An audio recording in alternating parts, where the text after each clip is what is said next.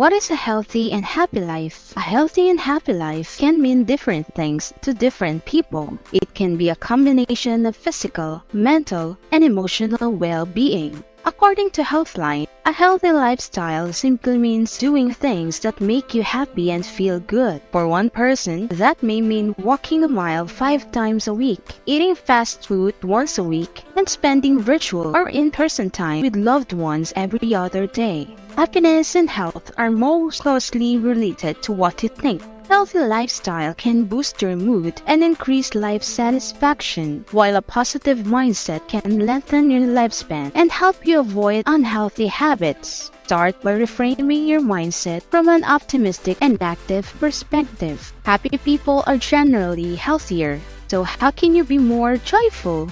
People who describe themselves as happy tend to have fewer health problems, a lower risk of depression, and longer lives. Happy people are generally healthier, though how can you be more joyful? Yet, what if you're not a naturally cheerful person? Is it possible to make yourself happy, especially during trying times? It turns out that most people can increase their happiness. According to research, genetics account for 50% of people's overall level of happiness. However, 40% is under people's control, and the remaining 10% depends on the circumstances. This implies that even if you don't consider yourself happy, there is a good chance you have some power to change it. Of course, it's a challenge for even the most happy-go-lucky person to constantly remain upbeat. Happiness, like any aspect of wellness, is a constant work in progress. But no matter your current state of happiness, there are ways to boost your outlook and give your mental and physical health a lift. Here are some strategies to try. Number 1. Stay connected. There's a strong link between happiness and close relationships with family and friends. Personal connection creates emotional stimulation, which is an automatic mood booster, while isolation is the mood buster. Number 2. Perform regular acts of kindness. Pick a day and focus on performing acts of kindness toward others so that you would not otherwise do. It can take considerable planning in advance, but the planning itself and the deliberate intention to do good for others can also have important effects on one's own well-being. Number 3. Invest in experiences. A way money may buy happiness is through life experiences. It doesn't have to be a big-ticket adventure either. For instance, opt for dinner in an ethnic restaurant, a matinee at the theater, or an art exhibit. The investment can have a lasting impact too.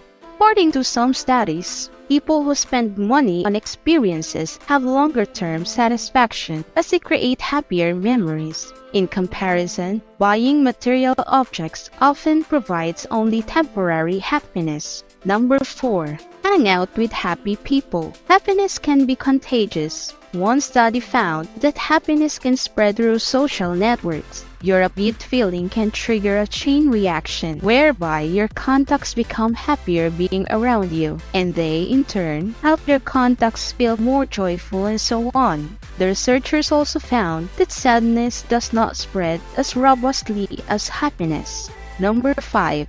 Break up your routines. People feel happier when they have more variety in their daily routines. According to a study, even small changes can have a big impact. The results found that altering one's regular pattern, such as by trying a new exercise program every couple of weeks, listening to podcasts on some days, and music on other days, or just taking a different route to the grocery store or pharmacy, can add spice to your life. Number 6. Count your blessings. Set aside time to write down items for which you are grateful. It could be something you usually take for granted, a roof over your head and a supportive family, or something simple like receiving a heartfelt compliment, a book you enjoy, today's good weather, or a great tasting meal you had yesterday. Number 7. Make fewer decisions. Research has found that people given more options have more opportunities for regret and worry. A simple strategy can help you ease your choice burden and protect your happiness. If a decision doesn't have significant consequences, try limiting the amount of time you give yourself to pick or choose between fewer options. Don't allow yourself to second-guess the decision once it's made. Save the serious deliberations for more significant issues. However, even when making those choices, try to avoid looking back. Number 8.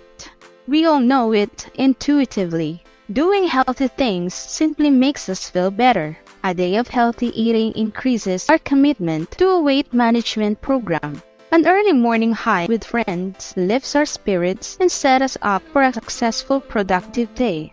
A Sunday afternoon of self-care, whatever form that takes, lowers our stress levels and enables us to recharge for the week ahead.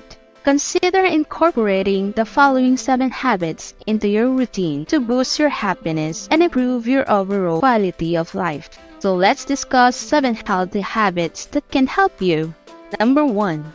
Physical activity improves mood and enhances happiness in several ways, including increasing serotonin production, decreasing stress hormones, and serving as a positive distraction from the many cares of the day. It doesn't take much, as 10 minutes of physical activity is enough to provide a quick boost to both physical and mental health. Number 2. Good nutrition is essential for just about every aspect of health, including mental health. Number 3. Manage your stress through mindful exercise, meditation, deep breathing, or hobbies that bring you peace and joy. Number 4. Protecting yourself and learning to say no is an essential element of maintaining your happiness. Number 5. Sleep deprivation can have dire health consequences such as obesity, increased alcohol and tobacco use, hormone imbalances, and higher incidences of diabetes and hypertension. Having a set bedtime and waking time is an important habit that may allow you to achieve more consistent energy levels and more stable moods. Number 6. Being mindfully grateful can help cultivate a positive mindset that carries over to every aspect of life. Number 7. Finally, it is important to take note of many of the habits outlined above are interwoven and mutually supportive. Be kind to yourself. Very few people do all of these things consistently.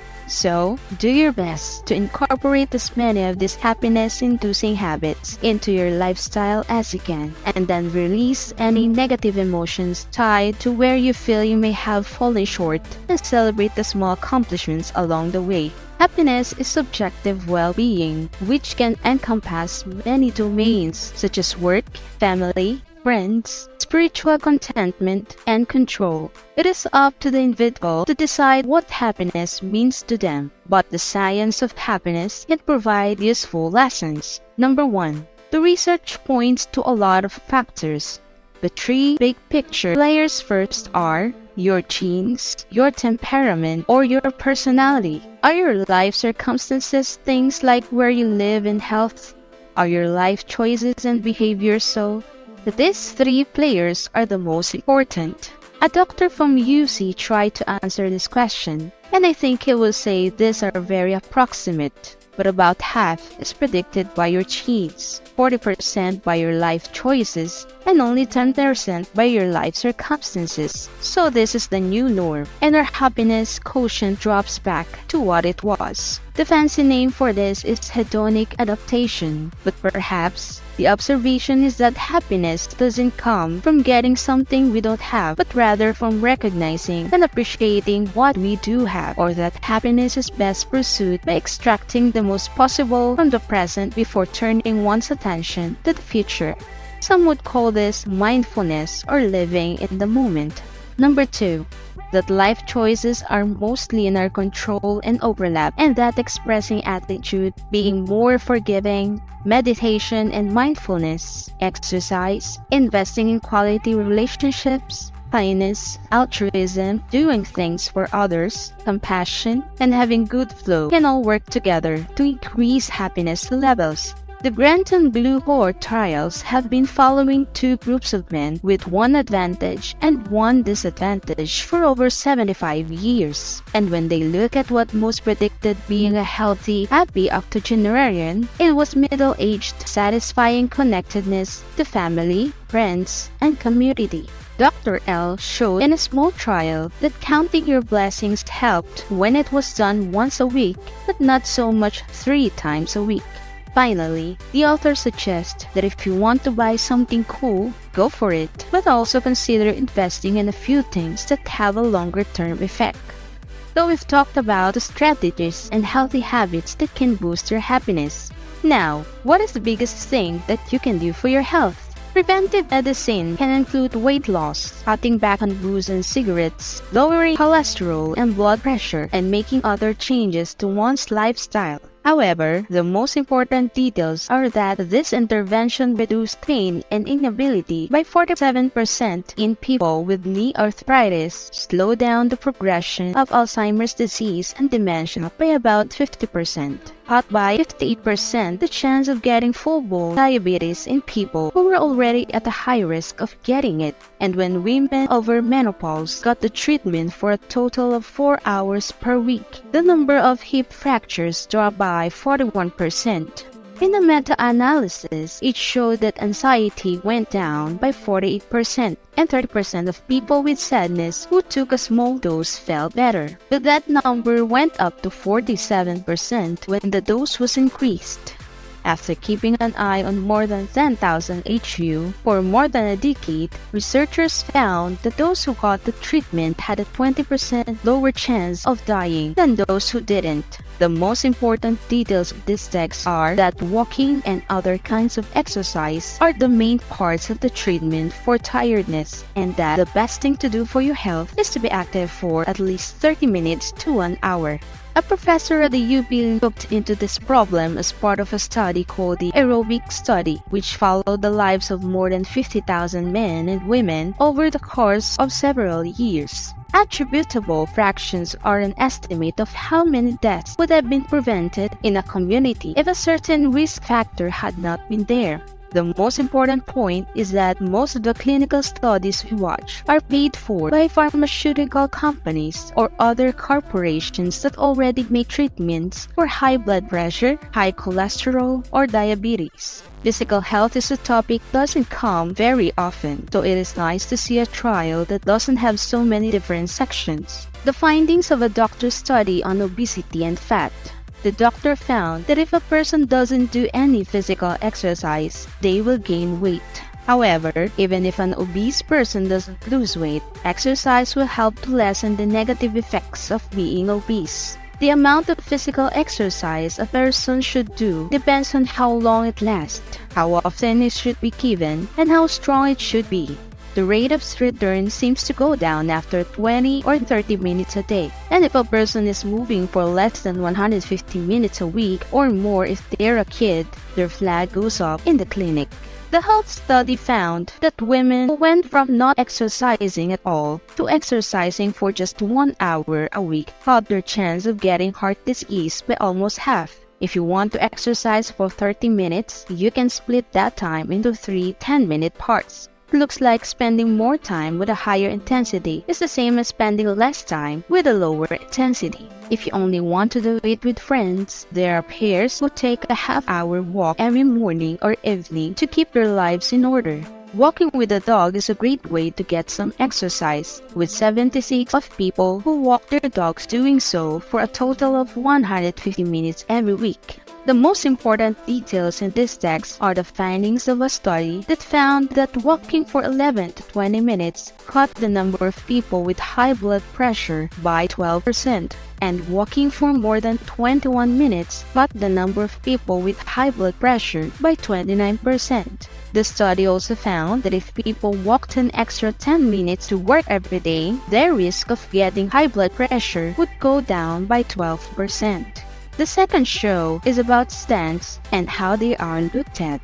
The expert looked at about 100 different people with heart problems and was able to get about half of the group to start working out, which meant riding an exercise bike for 20 minutes every day and going to a dancing class for an hour once a week.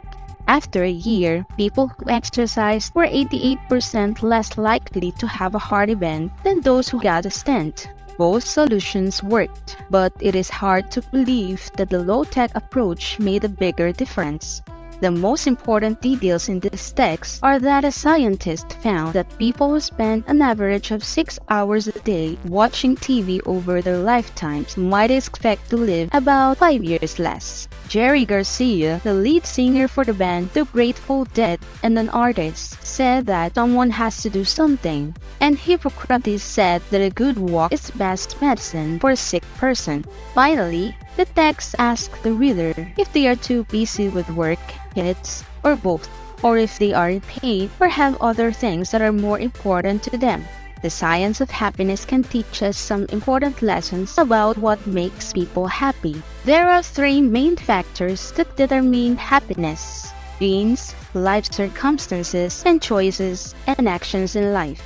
A professor at the university found that about half of personality is determined by genes, 40% by life choices, and only 10% by life situations. The second important lesson is about making decisions in life, such as being grateful, forgiving others more, practicing meditation and mindfulness, being physically active, putting quality relationships first, being kind, helping others, and showing compassion. The Granton Glue at cohort trials has been following 2 groups of men, one with an advantage and one with a disadvantage, for over 75 years. When they looked to see what most predicted being a healthy and happy octogenarian, it was middle-aged cholesterol. It was middle-aged satisfying connectedness to family, friends, and community. And there are many details we're just figuring out. So, after we talk about the biggest things you can do for your health, let's talk about healthy eating. Eating is an important topic to discuss, but it can be difficult to keep up with. Eating can lead to a positive cascade of healthy benefits, such as feeling better, getting enough sleep, and taking care of stress. However, the energy balance in the real world has changed due to the increased consumption of calorie-dense foods. Additionally, our generation is being hurt by sickness, and our culture pushes us to become laborers. It is important to remember that eating delicious food is wonderful, as it brings people together, builds neighborhoods, and helps us to be healthy. So let's start with the first question. Eating is what people do most often. What's the best way to lose weight? Diets are limited in what people can eat, and it is important to choose the one you like best from what we have and actually stick to it. A Cochrane meta-analysis was done in 2015 to look at what made a difference in how a business dietary weight loss showed that it wasn't less than carbs, fat, or both. Researchers have found that a diet is to choose the one you like best from what we have and actually stick to it, and that the people who are self-aware to do this to improve their chances of taking charge of a strange future or rush decisions. So as a replacement, you follow a food world without thinking about it, which makes you want to eat certain things. The most important details in this text are that sugar is a major factor in pre-diabetes, and that the chain effect of 30 minutes of activity a day, 5 to 7% less weight, eating more and cutting down on heavy fats, fiber that makes it less likely that growth will happen, and low-fat foods have changed from the everything bad fatter continue. High-protein meals are good for quality ahead of numbers, and there are different ways to package protein. Data shows that if you eat well, you will live longer. And for energy, white meat, nuts, beans, fish, and most spread out over the course of the day are the most important things at breakfast. The most important details in this text are that some diets seem to be working well, such as the DASH diet, which can help bring down high blood pressure, and the portfolio diet, which has been found to reduce cholesterol. Additionally, the Mediterranean diet, which tries to be more moderate, focuses on meat over vegetables and fruit for dessert. Finally, the NWCR makes sure that forms are sent to more than 10 more women than guys. And 98% people said they had changed after losing a lot of weight and not putting it back on. The most important details in this text are that feedback loops are important for weight loss and that it is important to keep track of what you eat. 75% of the people who joined later were women, and the trial was taken back as the stop got near, where self-weighing happened every day with a lower chance of getting 3 kilos on average. Additionally, Dr. S and her team suggest adding instead of taking away so that people who are metabolically weak can lose a pound a week or even feel better. Finally, Dr. S and her team emphasize that it is important to accept that life is messy and that it requires some adaptability or just because you feel better. Additionally, studies show that people who eat a lot can still live and be busy, even if they haven't had much success slimming down. According to study, people who exercise tend to have a better chance of maintaining their weight. I want to say 2 more things about eating well. There are already a lot of people leaving the individual to what is going on around them, changing the place where we eat. Today, it's easier to make the right choice. This idea for a makeover is called design, which consists of 2. It's what I call it. First, let people know. Is aware of the large number of things that make it easy to eat. Too many easy things that look good on display. Sizing up marketing. Dr. B points out that most of us are not eating too much because we are hungry. Second, it's important to know what nudges are. You by yourself. We do the same things because we are creatures of habit. We all know what to do every week. It is important to change small, movable traits and avoid eating too much without thinking. It is also important to know yourself and not try to be perfect. Also important to eat food more often and to take into the account the best health habits instead of staying away from certain foods. So I think that's all for today. I hope you learned from and liked this video. If you do, please don't forget to hit the like button, turn on the notification bell for more video updates, and make sure that you subscribe. Thanks for watching and see you in the next one.